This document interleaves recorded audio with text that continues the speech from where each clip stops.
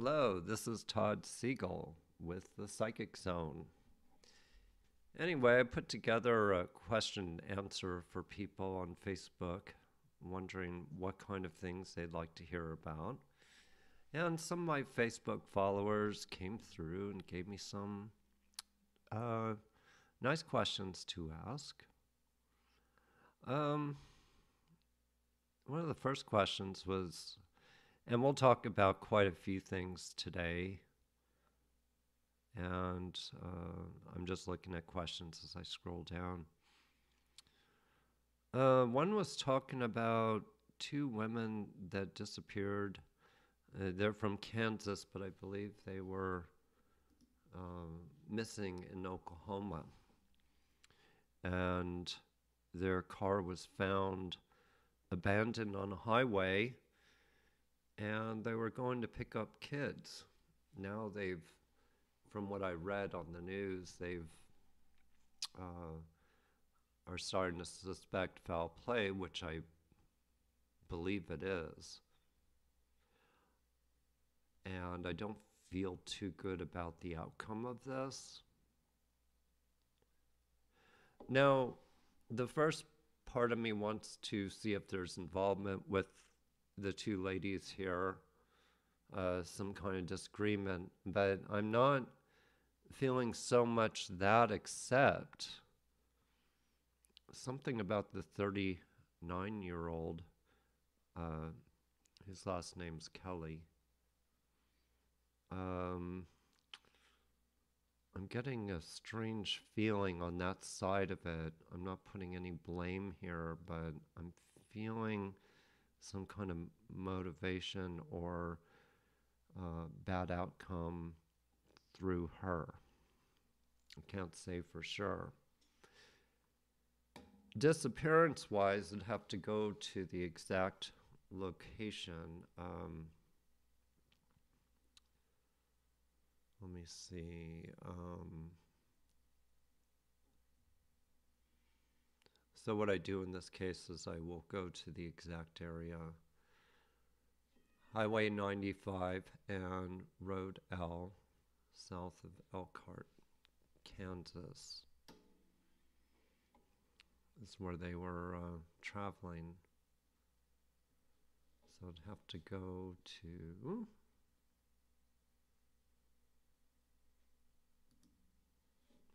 see if I can do this real quick.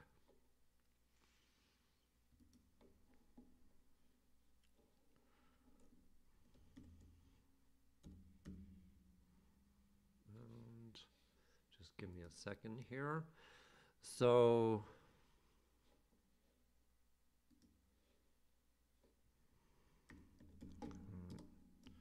Kansas. Okay.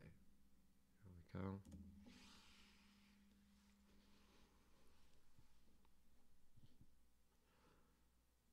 And they're obviously in a very rural area here. The other detail of the road, we have Highway 95 and Road L. Let me just go to that.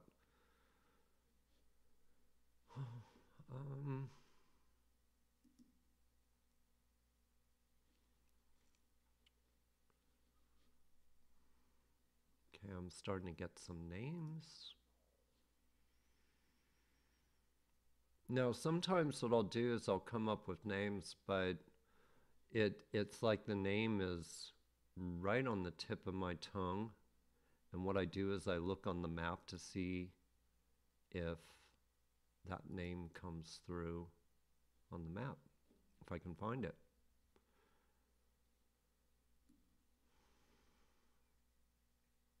I actually thought it was something with the letter H. That's what I'm getting.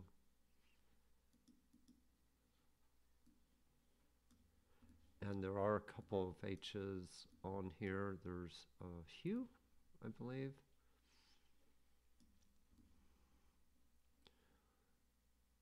And I suppose they'd probably want to know if this is going to be up on the Kansas side or the Oklahoma side. I'm going towards the Oklahoma side, actually.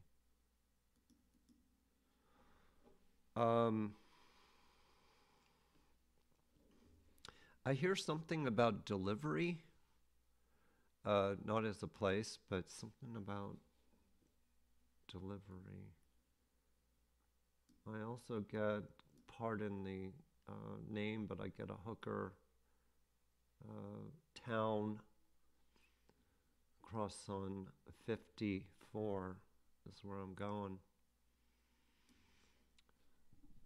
So do I think they're in the immediate area where they were found, where the car was found? No, I don't think so. I don't think so. I'm just, it's definitely foul play here, but there's also something that's coming through with the 39-year-old, and I'm not sure what. So I leave those sort of blank. I put them on the back burner. I mean, the most important thing when I'm working on a case is to actually target an area so that the police can look. But I'm really going towards this, towards 136 highway, and I'm also going towards 64.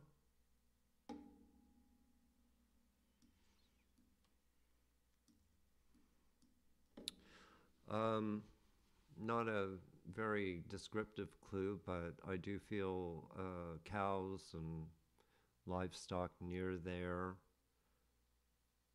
I'm looking for a significant place.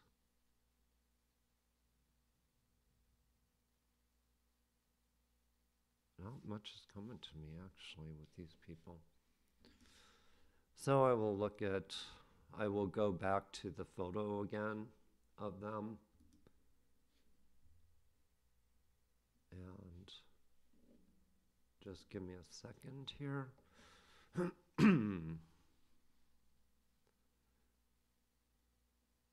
now I'm getting a W.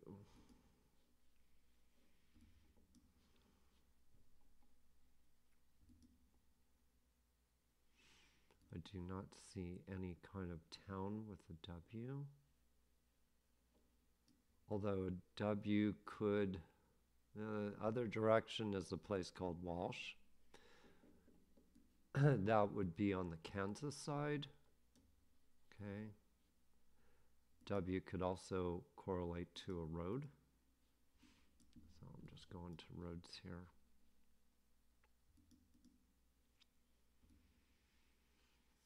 Oh,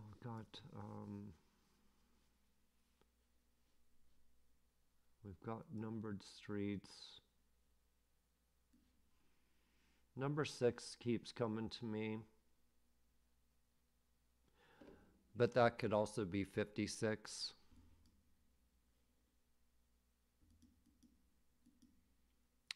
This is a really, really small community here. So the main thing is that, oh, I see there's different roads. There's road B, road C, road E, road F, road G, H. I believe it was road L. Now, hold on one sec here. I'm all screwed up. Trying to get this map in order right now, and it's playing around with me terribly. Okay, let me go.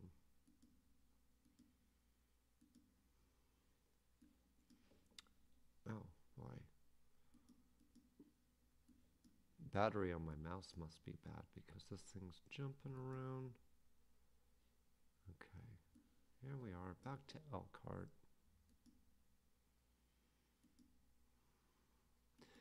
Now, if I'm working on a case and they come up with some kind of evidence, okay, this was found, it actually gives me more information to work on.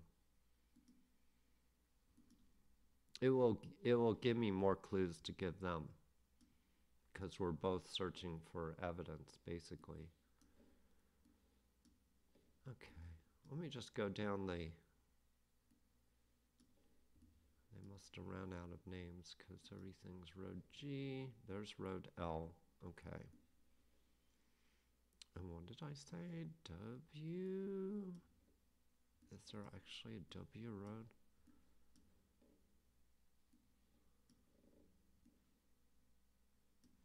I don't see a W road.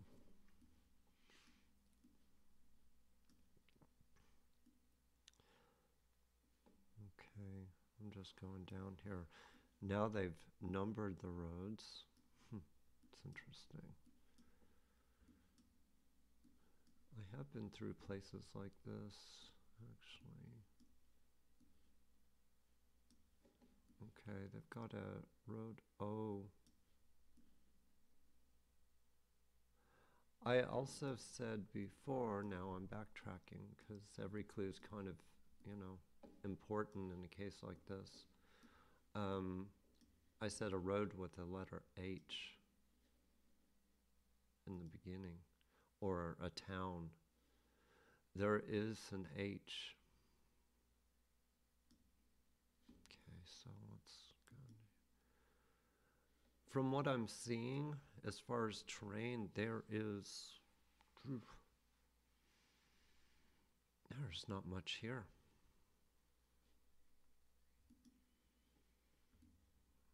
No, I do get a road H. So if I was working with police on this, I'd say definitely go to road H.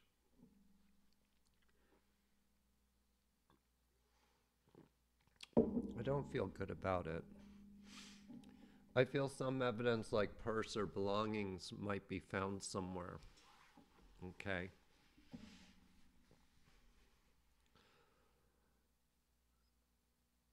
I get the word summit or something with the letter S.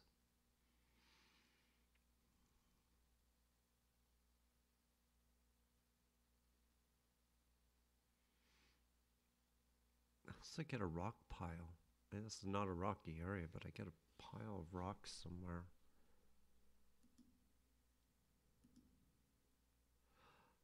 And this is a real oddball one, but if somebody raises sheep in the area, to look for sheep. Okay, anyway. So you can all let me know if something becomes of that information. That's terrible. And I'm going back to some of these questions from people. Anyway, thank you, Lisa, for your question about the two missing people. We have Joy asks about reincarnation of people and animals. And I was just laughing at what somebody else wrote here.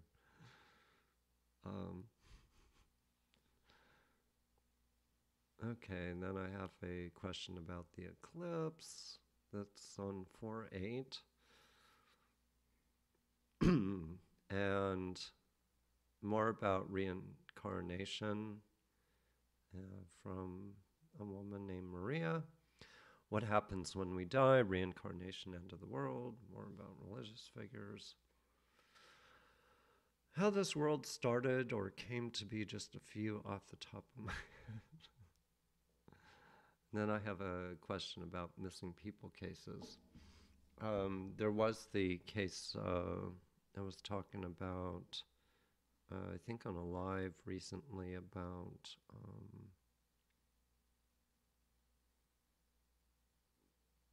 hold on. Let me get his Sebastian Rogers. He was an autistic boy, and I forget what state, but I could go back to that if you want, because some people just like to see how I work on cases.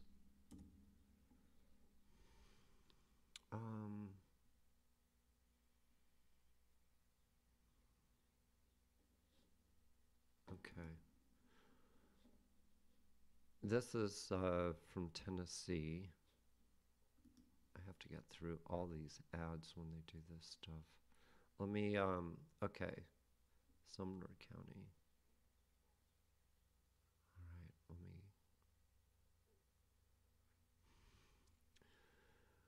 All right, I'll do this two ways. I can look on the map, but I can also give a description. I'd rather give a description because I forget the address. This is Hendersonville home. Some significance around a school or where a school is. Okay. I originally told people that they need to check his neighborhood. I mean, close by. I'm getting a number 5, which could mean in an address, like 510 or 245 or something like that with the number 5. I see a carport next to a house. I think the house is light in color. Okay. So basically what I'm getting to is I'm just getting the feeling of an abductor in the area.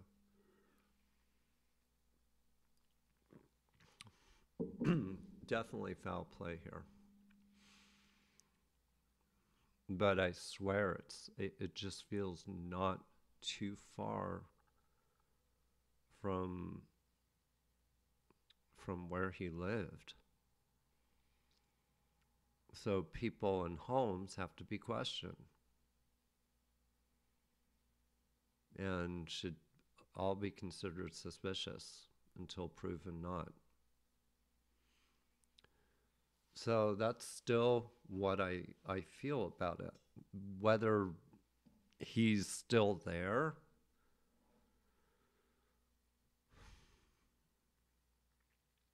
I can't say for sure. I do feel there's a little bit of a rise. Let me see. Let me go to the map again.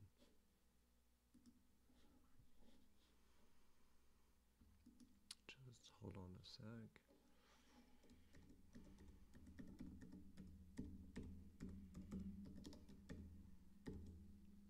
All right.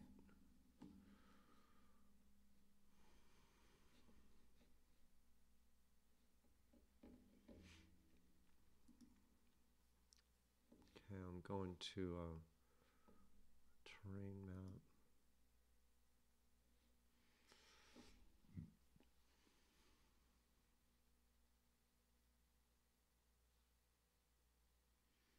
Okay, one thing that comes to me is I keep seeing a park, I keep seeing a playground, I keep seeing something school related. Okay.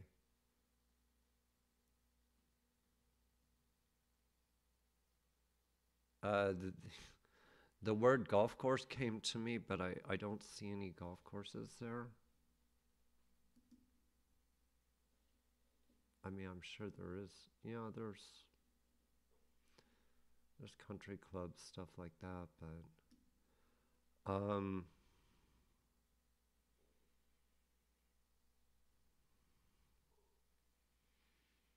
right now I'm feeling water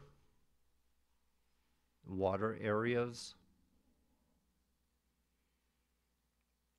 But I do feel that there was foul play of some sort here. But I'm getting water areas. And I'm getting an N with a road.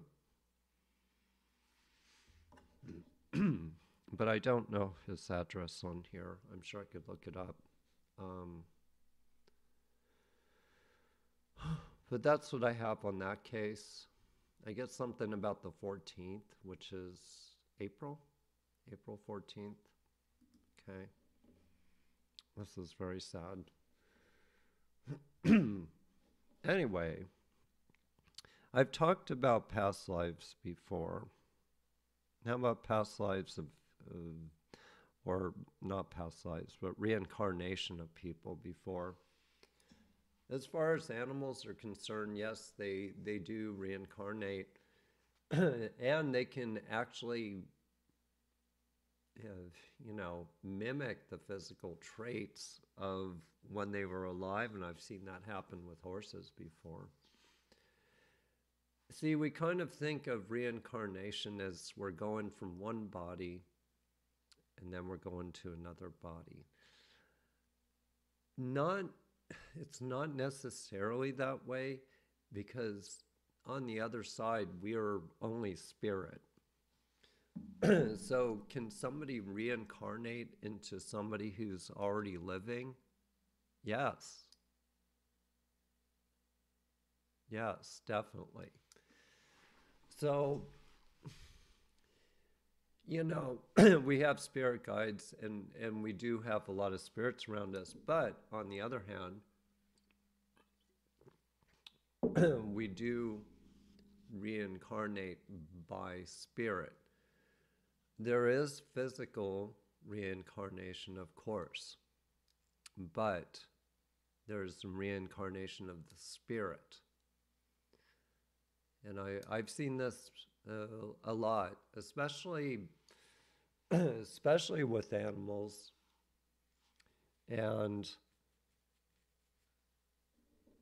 I once had a horse. He was my favorite horse, and I lost him. He was only about 11 years old. I raised him from when he was about 4. And his name was Arnie. And we did carriage events because we did driving. He was just the best horse in the world. He would do anything. And he loved to work. He was untrained, but I completely trained him myself. And he could drive a wagon. You could walk away from the wagon, not even have to tie him up.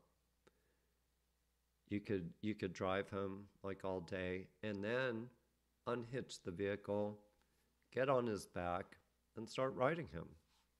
He was one of those horses who felt so proud because he could do so many things. He was so well loved.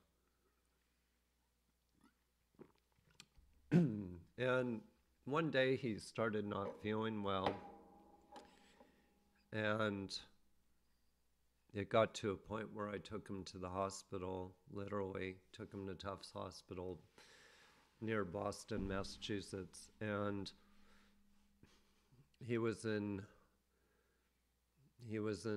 intensive care for quite a while. It was extremely expensive.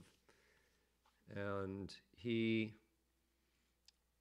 just didn't survive. It just blew me away. He was such a good horse that I wanted to put all my money or whatever debt into him, into trying to save him. So anyway, I lost Arnie a long time ago. And not long after that, I went to a farm where they give horse lessons, horse riding lessons. They also sell horses there. And I was friends with the owner, and I originally bought Arnie from there. Well, I went down there, and, Arnie was a very specific build. He was a strawberry roan. I classified him as a Belgian, but he looked kind of like an American cream horse, and very handsome. He almost had like a strawberry coloring to him. And so I was walking through the aisleway, and all of a sudden I see this horse. It was a mare, actually. And she had a very similar build to my Arnie, and she was walking through there, and she was causing such a fuss. Like, the woman walking her couldn't control her. She was freaking out. She was going from side to side as she was walking her. But this horse just drew me in. And so I asked the owner of the place, I said, "What horse is that?" And he said, "Well, she's for sale. You know, she's pretty young. She was a dapple gray, and but had a very sort of drafty build to her, even though she was classified as a pony, so she was under 15 hands, but she was still a big horse."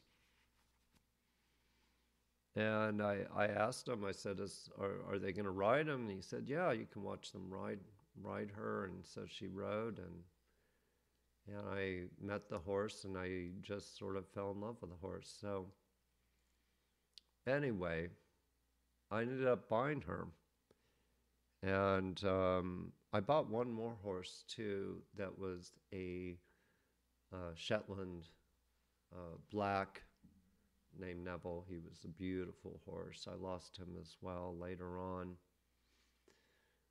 And but I ended up naming the horse Annie, kind of like Arnie, but Annie. Anyway, Annie was, it was very interesting. I felt that the energy of my horse Arnie went into Annie. It was very strange. It was all the mannerisms that she had, and certain habits, certain things she did. And I haven't seen a lot of horses do this, okay? Or at least horses that I kept on my farm. But my horse Arnie used to twirl his head. So he used to twirl it around. And so Annie did the same thing. I looked over there, I'm like, oh my God. I mean, not only that, she was so what they called a more, I even had a friend who was a very experienced rider come over and test her out. You know, what do you think? She says, "Oh, this is a really tough one. Her temperament isn't right." But that was exactly like Arnie. But Arnie would listen to me. You know, I mean, he'd sit there and put his, head on my shoulders, and Annie was the same way. She responded to me. And I ended up doing pony rides for kids at my farm up in Massachusetts with Annie. And she was very calm, very patient, very polite. She was just a great horse, and she'd do pony rides for, some of the young people. So what's the moral of this story is I'm talking about reincarnation. I'm talking about spirits. Now, the body of Arnie didn't necessarily go into that horse, but his spirit definitely did.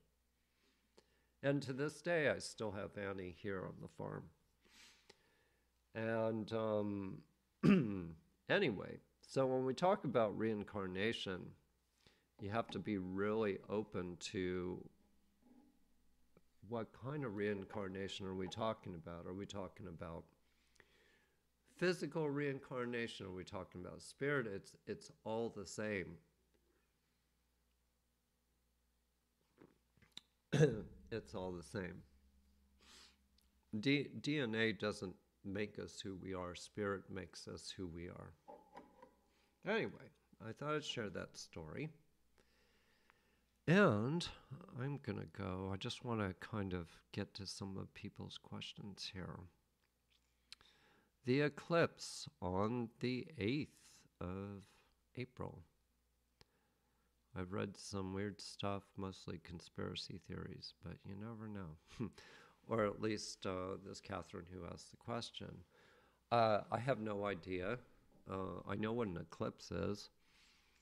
The sense I get from the eclipse is hard truth coming through. So that means that whatever's hazy, and I'm talking personally too, so if you're having trouble with a relationship or something, the eclipse is going to be the revealer. It's going to reveal what's going on and what direction you want to take or your partner wants to take. Okay? World events, I'm not really picking up anything, but it could have to do with this Mercury retrograde we're going through. I see a lot of airport delays. I see a lot of glitches on computers. Okay, there might be some systems that's shut down during the eclipse. So I see like electronic malfunctions going on during this eclipse. But I don't know what some of the conspiracy theories are on it, but what I'm getting from the eclipse is it's the revealer. And actually,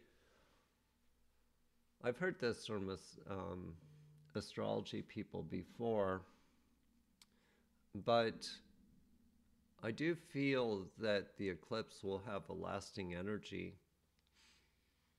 And I'm getting, let's see, April, May, June, July, August, September, all the way till October is what I'm getting. This energy, this revealing energy. Now, it doesn't mean you're going to have a bad relationship with somebody, but it's good to be open and honest and have cooperation. It feels like the energy of this eclipse is about cooperation, cooperating with each other, you know? And that's just my sense about what the eclipse does. Okay.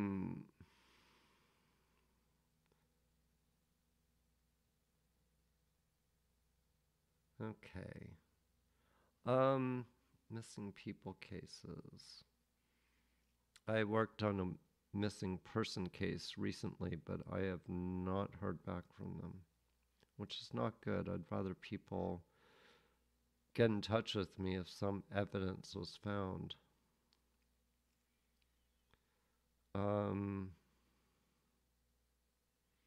More about aliens and when they will be revealed to the masses from summer.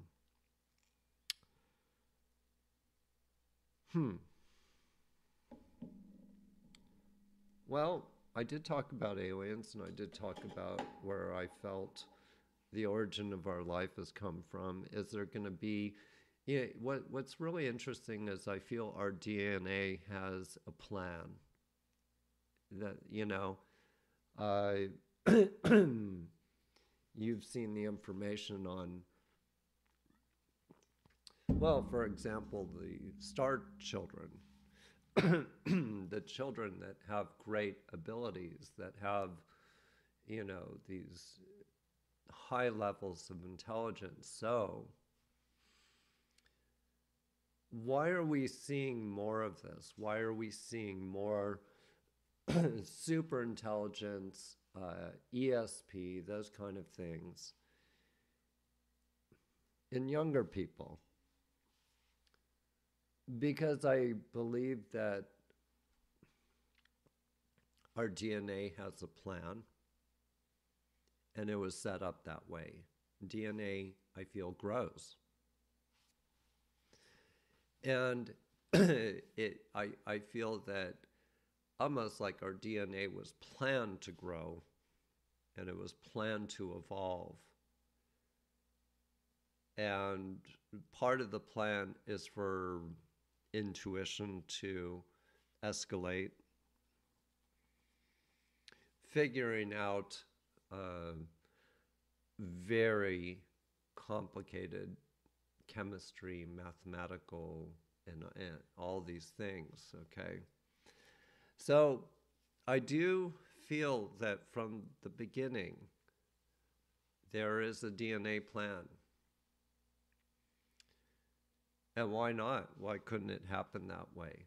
I don't feel that every night you're being abducted by aliens and they're planting, information into you or something like that. I don't feel it necessarily like that.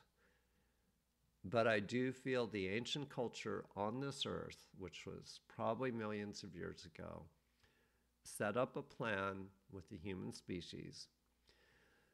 And there could have been some interventions in between that time. So there could have been interventions, let's say in the 12th century, or there could have been some even, in the 17th century. Okay. We also have to separate our thinking about the visual, of the alien craft coming down and visiting us. We think of them out there. Why aren't they here? Science and people, who want hard proof, of course, want to see the physical. Somebody like me who's a medium is going to see the spirit behind it. Are there spirit entities on this planet that aren't human? Yeah. I think most mediums know that. Yes, we see the forces of humans and all sorts of different cultures and backgrounds, but we also see the non-human. There's non-human forces here too. Actually, one of the questions that I was asked about recently was about what happens when we die. Do we all go to the same place? What happens to bad people? Bad people who commit terrible crimes, murder, stuff like that. Well, I don't feel we all go to that same level. There's different levels. It's kind of like death is like the ocean. You've got the surface, and then you've got the in-between, and then you've got the deep ocean, real deep depth. So I look at all these different layers, and that represents to me what death is like on the other side. When I communicate to people on the other side, they don't always tell me what it's like. I get a sense. Then there's also in our minds, we see people as one being, as this one person walking over on the other side, kind of like an old movie, you see the ghost spirit walking around. Yeah, that is one side of your spirit. A residual haunt, okay, or some kind of residual haunting going on in a house, okay, is definitely occurs, but that's not the whole spirit of that person. It's kind of like captured in time, repeats the motion, walking down the hallway, making little creaks and this and that. But that spirit could have also been reincarnated into somebody else. The problem with us humans is we tend to see things so black and white. It's either this way or that way, okay?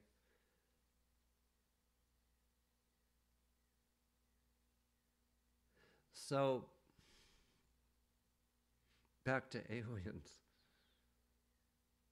If you want to know what alien life is, and you want to know where we've come from, you have to do some psychic investigating and see where your thoughts go with that.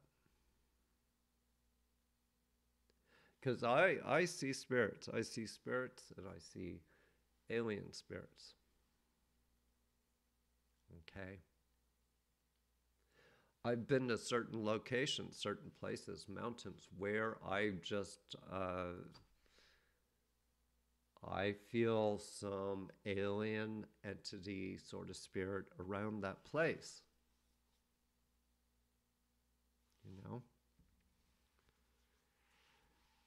Anyway, we were also talking about what happens when you die. Okay. And somebody was asking about, what about bad people? Now, what defines a bad person, okay? Because I had a couple people ask me, they said, well, my daughter fought in the military and has killed people.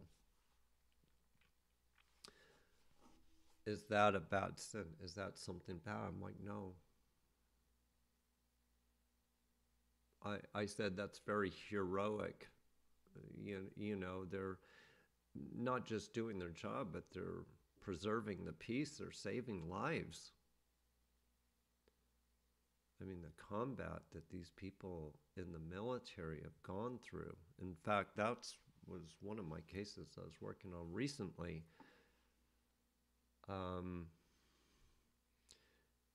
It's a absolute sacrifice that these people have to go through. But does taking up a life mean that you're a bad person? No. No. I mean, if you're a farmer and you take an animal's life, is that a bad thing if it's used for food? No. But what I am talking about is on murder cases, people that murder and take lives. People, and the way I see them, and I refer to them as empty shells. I see them as empty shells. They're a body without a consciousness, without any kind of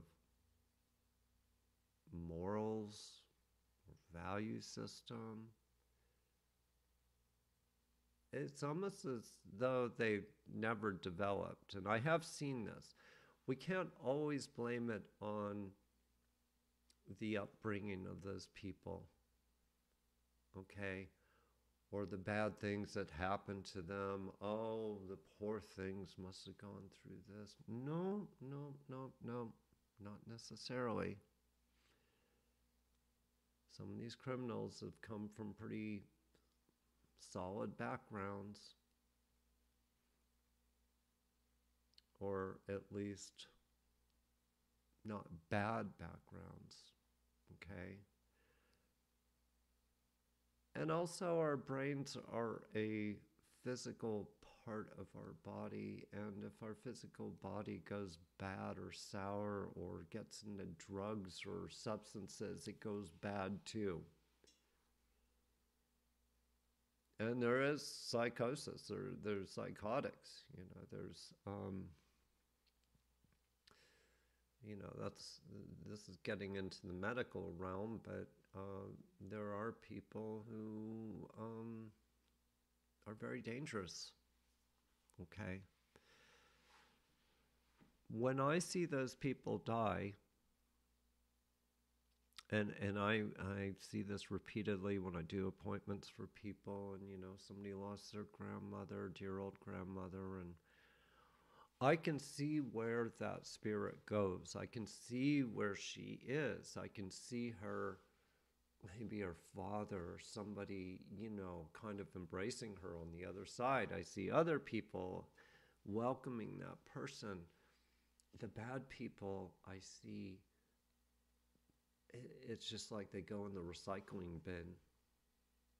They go into recycling. They're just like, they don't become anything.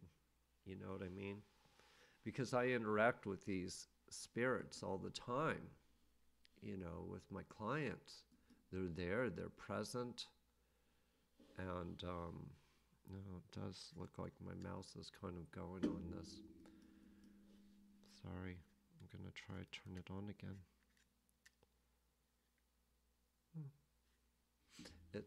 It's Mercury retrograde. So anyway.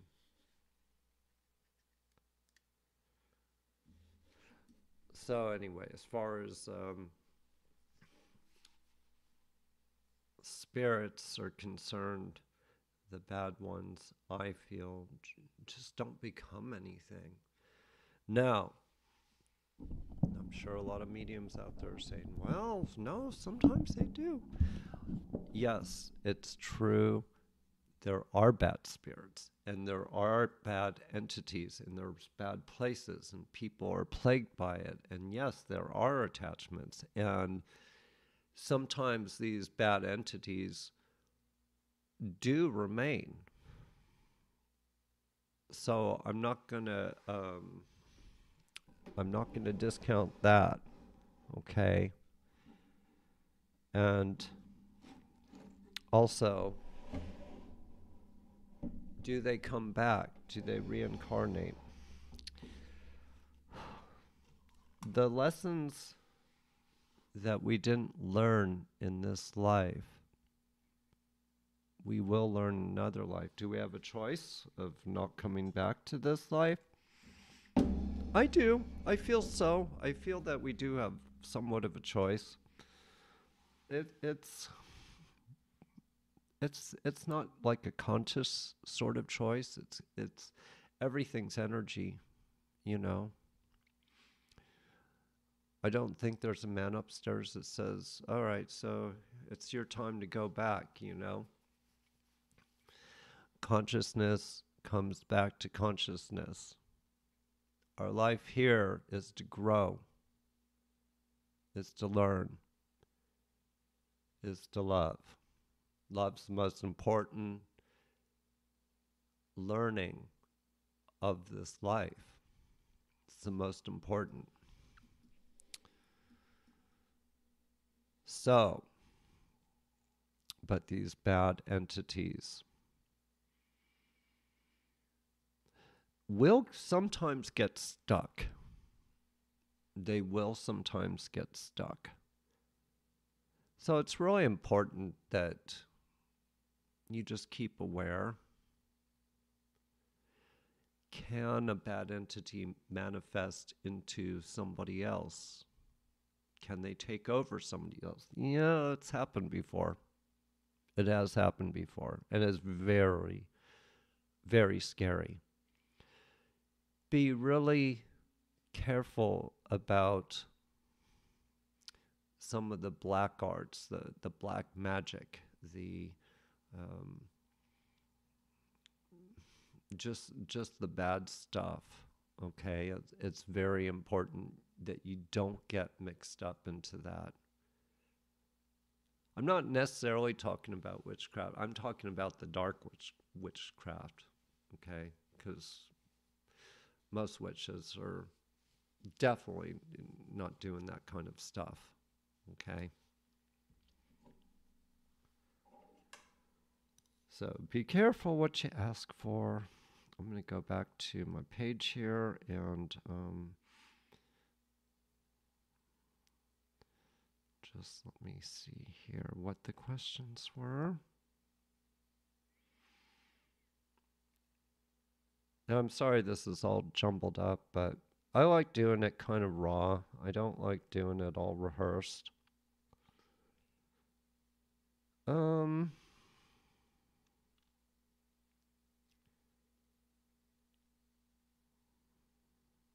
Medical breakthroughs and that kind of medical and science. Well, the hard thing that I have to cope with sometimes is to see what science and what medicine is doing today, and to know in the back of my mind that those things will not be used in the future. There will be big advancements in medicine in the future. I'm trying to give you a time. Will it be in the 2000, in this century? Possibly. But I'm going all the way to like 2080, you know?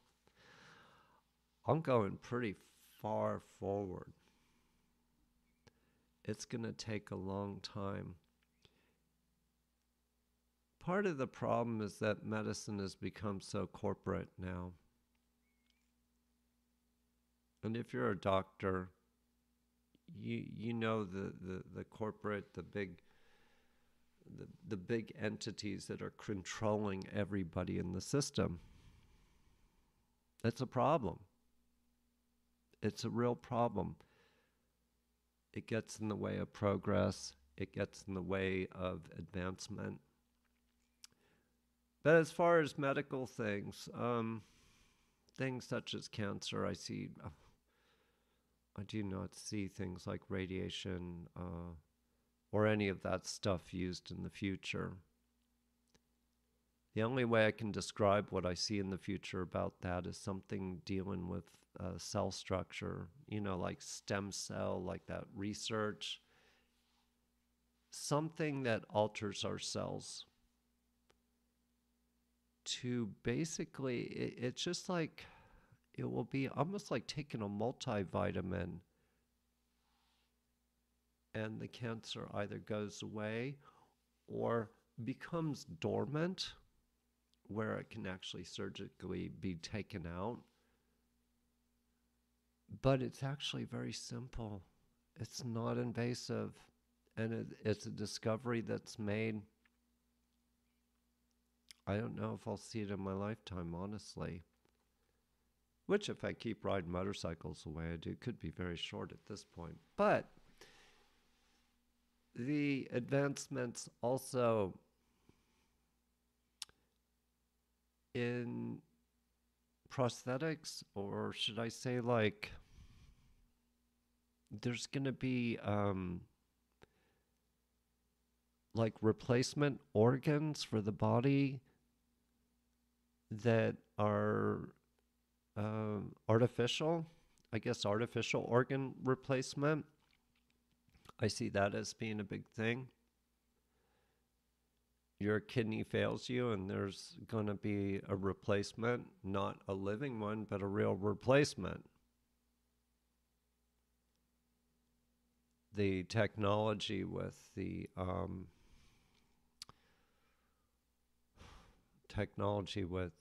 with computers and microchips and stuff like that are going to be so advanced they could actually put something like in the blood that's computerized. So those kind of advancements will come. I actually got the year 2040 for some reason, so that came to me. I don't know why.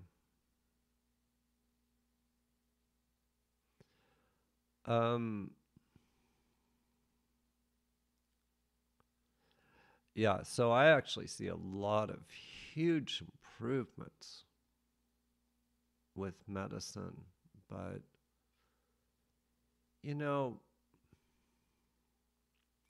it's going to have a whole different type of learning for the people who are going to become doctors. It's going to have a whole different type of learning. I actually feel one of the countries that some of the discoveries could be Russia.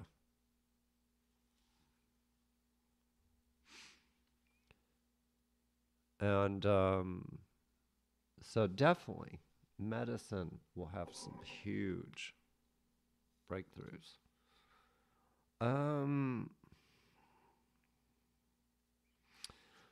I have a woman named Jan who I just found her missing cat for her. It was located in New Jersey, right in the big city there. Very frustrating. Cat was got out of an apartment and wandered around. Now look, I could have said that cat was 10 miles away. I could have said, oh, the cat was run over. Could have said somebody took the cat in their car and just took it away. There's many possibilities, but no, I knew the cat was right in that area, and I named the streets, and that's where the cat was eventually found. The problem is cats hide so well, so it was, hiding out in people's shrubs and behind their houses and under steps and probably near trash cans, stuff like that. But what a wonderful story. I couldn't help them too much. It was really, I just said, I got to set a trap, got to keep on it, got to be there. But I knew the cat was there, and so they found the cat. Anyway, great story. But she asked a question.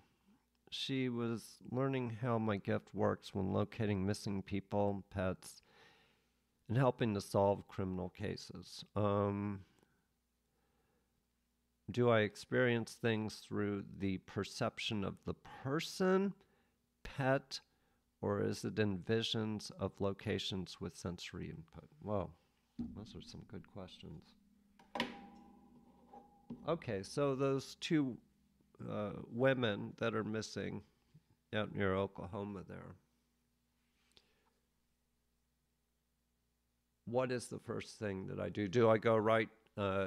Do I read the women, what they're doing? No, not at first. Except I was feeling a little bit of, was getting some stuff from one of the women. Okay, something about fear, something about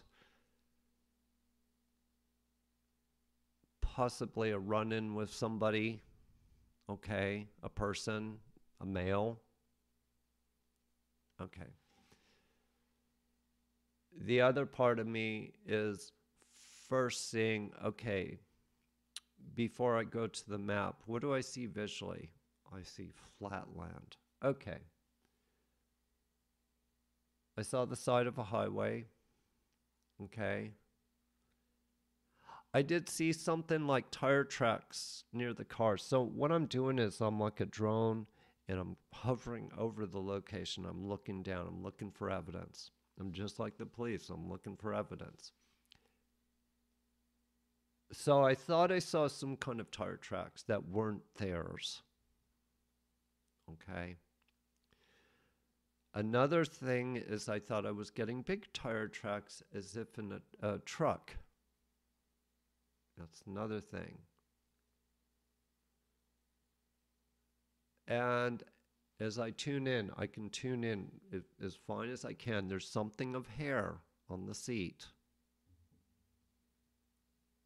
Something as hair samples.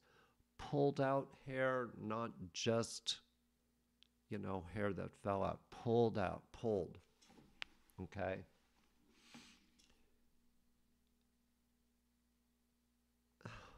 I get definitely some kind of blow to the head. I get something to the head, especially on the right side, passenger on the right side of the car. So when I do this work and I'm working on missing people, and especially if I'm working with the police, they don't want to know about a tree. They don't want to know about a river. They don't want to know about just, vague stuff. I have to find something that's really specific for them. I have to find something that just says, aha, okay. And so my mind is working a million miles an hour, going through different angles. Do I see something back down the road? The problem with that location with the two missing women, for example, is it's really rural. I mean, I see land. Now I'm getting 2 to 4 miles away from where the car was as significant. So I would do a 2 to 4 mile radius, 4 miles. Okay. I have to ask my questions to myself too when I'm investigating. Okay. So question is, Todd, do I see them near a road where somebody, even police dogs can sniff? I'm feeling yes. Not too far from a road, maybe within 500 feet. Okay. I just saw one more piece of information here. I thought I saw a cross on the side of the road. You know, when people have crashed and they leave memorials on the side of the road. I feel something about a memorial on the side of the road, maybe near them. Okay. I saw a power line, so I think there are power lines near there. So I'm trying to find specifics. Now, in a rural area like that, not every street's going to have power lines, you know. It's going to be, power lines are going to be pretty sparse. So I feel that that's kind of a clue.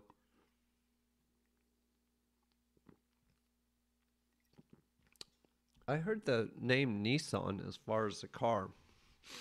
So I'm not sure what kind of car they were driving, but I heard the name Nissan. Okay.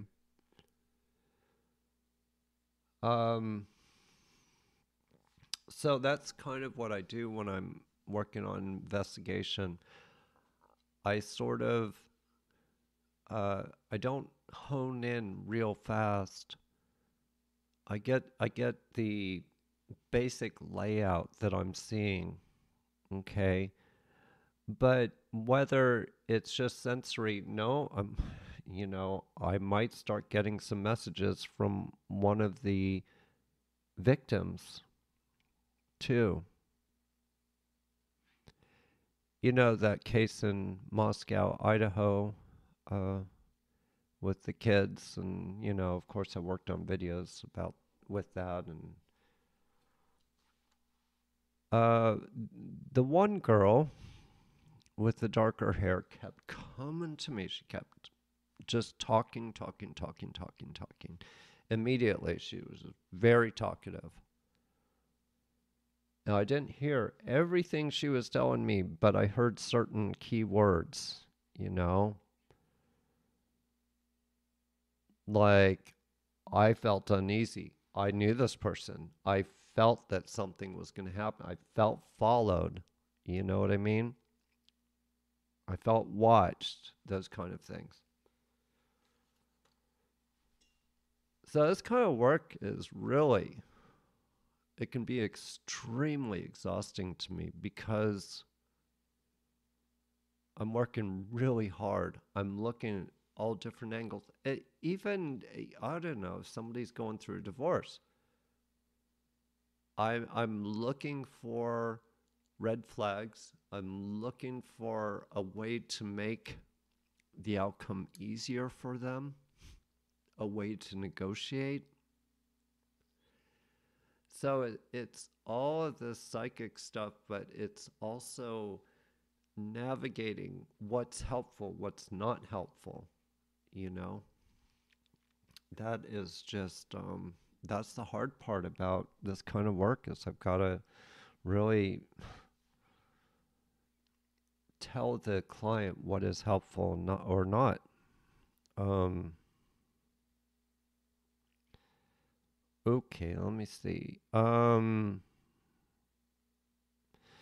So I think that answers Jan's question about through the perception of the person, do I experience things? Yes.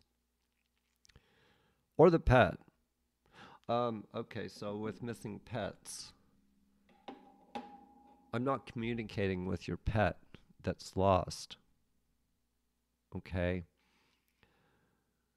But there is some interaction there. And I will admit this. I mean, somebody could not have a sighting for 2 weeks, and then all of a sudden I talk to them on their phone about their cat, and their cat all of a sudden is sighted somewhere. Do I make that happen? I feel that it's very possible. But it doesn't help. It just, I want to try to find the pet.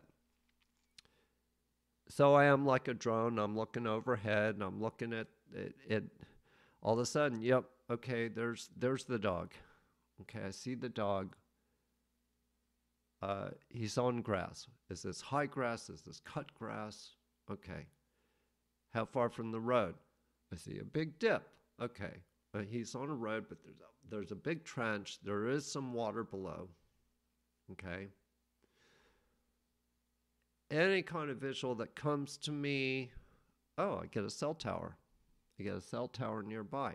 Okay. Another marker, another clue. So I'm looking for clues the whole time I'm doing this. Now, am I reading the dog at all? No. But I want to know what the physical state of that dog is. Is he limping? Okay, is there a limp? Is there, what's he been eating? I can look at the type of stuff he's been eating. Okay. So physical stuff and this and that, do I feel the dog's tired? You know, and I'll say whether he's tired or not, cold. But I'm not going to sit there and read the personality of the dog. I'm trying to find the location. What I do is I'll kind of look through the dog's eyes and what am I seeing here? I smell smoke. I smell smoke through a fireplace. Okay, somebody's got a fire burning or they got a fire outside. So I'm working really fast. Sometimes these clues come to me really fast, okay? But other times I'm just sitting here in a daze focus. You know, it's kind of a daze where I'm focused and then looking for what is near him. You know, are there apple trees over there? Or if it's a cat, hold on, I see a white car. Okay, what kind of white car, Todd? Is it an SUV? Does it have a trunk on it? Sometimes I'll get the symbol Chevrolet. So that's how it works. And I better go. It's been great talking to you. I really do love talking about the work, not myself, but the work. It is really fascinating, and it does help. I mean, it helps all the time for people. And please, yes, leave me comments, and I hope to do this again soon. About the book I'm writing, I haven't been working on it too much lately, but I plan to. And I plan to talk about it on the air or read some passages on the air. Anyway, I hope you enjoyed this, and everybody take care, and I'll talk to you soon.